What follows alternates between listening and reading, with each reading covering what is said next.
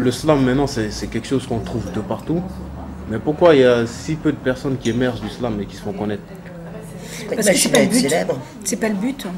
C'est même l'antithèse de la fabrique de stars, normalement, le slam. Puisque justement, l'idée, c'est qu'il n'y a pas une star sur scène que tout le monde écoute béatement. L'idée, c'est qu'à partir du moment où le slam, ce qui définit le slam, c'est la scène ouverte. Ouais, d'accord. Donc la scène ouverte, c'est que chacun, à son tour, va en toute liberté prendre le micro pour monter sur scène. T'es la star le temps des 3 minutes où tu es sur la scène. D'accord. Et chacun à son tour est le slameur ou la slameuse. C'est justement, il n'y a pas l'artiste et le spectateur. On est tous artistes et on est tous publics. D'accord. Voilà, c'est vraiment, normalement, le slam, c'est vraiment l'abolition de ça. Ouais, et moi, c'est ce que je trouve absolument génial. Ouais.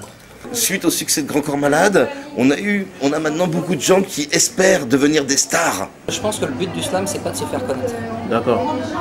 Le but du slam, pour moi, c'est vraiment de partager ensemble l'amour des mots, l'amour de la parole et de l'oralité. Ouais. Et c'est juste ça le but du slam. En fait, c'est vrai que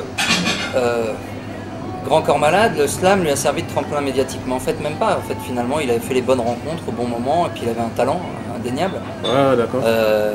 Moi, je le voyais Grand Corps Malade dans les scènes. Parce qu'on peut dire, ouais, Grand Corps Malade, parvenu, tout ça. Dans le slam, on aime bien dire du mal des gens qui arrivent quelque part, hein, comme dans le rap. Hein.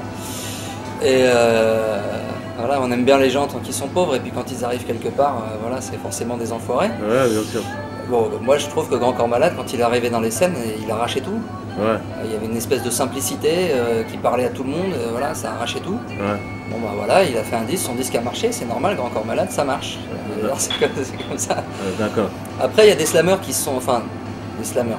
Pour être un slameur, il suffit de participer à une scène slam. Exactement. Mais il y a des gens, des artistes, qui soient comédiens, rappeurs, musiciens, ce que tu veux, ils se sont dit, ben, le slam, ça va me servir de tremplin médiatique. Ouais, d'accord. Bon, bah, au bout d'un moment, ils se lassent, parce que non, le slam, c'est pas un tremplin médiatique. Le slam, c'est une occasion qu'on a de partager l'amour des mots, l'amour de l'humain, même à la limite. Exactement. Ce que tu veux, mais c'est pas un tremplin médiatique. Ouais, d'accord. Moi, je veux dire, j'ai des projets à côté, des projets musicaux.